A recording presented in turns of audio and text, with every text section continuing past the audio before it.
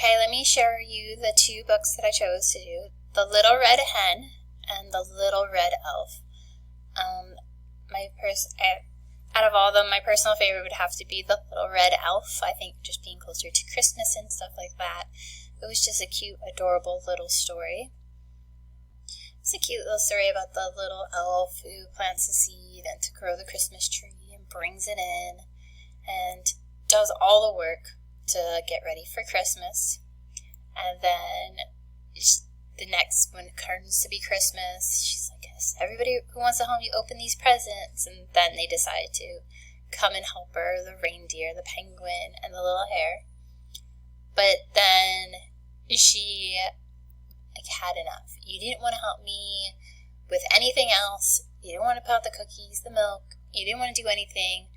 All these presents are mine." And then they cry, and then she's like, "Oh, no, it's okay. Don't cry. You can help me open them." And then the surprise at the end is that they have a bunch of little red hens, which I thought was adorable because they all opened these presents thinking that they were all going to be for them, but instead they just got these little red hens. Each book did kind of use almost the same language. It was lively, very engaging, and it kept really with the original oral tradition.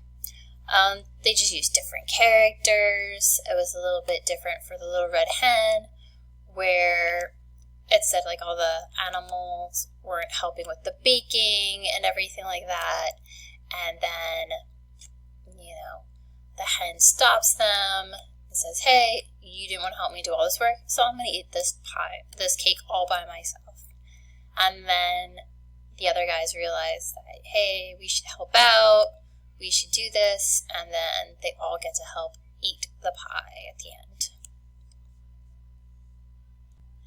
Now with the illustrations, the Little Red Elf, to me was a little brighter, a little bit stronger with the lines, especially in her hair and her hat, and even in the background, while the Little Red Hen here was just a little bit more shadings. It wasn't very strong detailed, I would say, but it both gave off the same kind of feel for each of the books about the different storyline and the message that it was trying.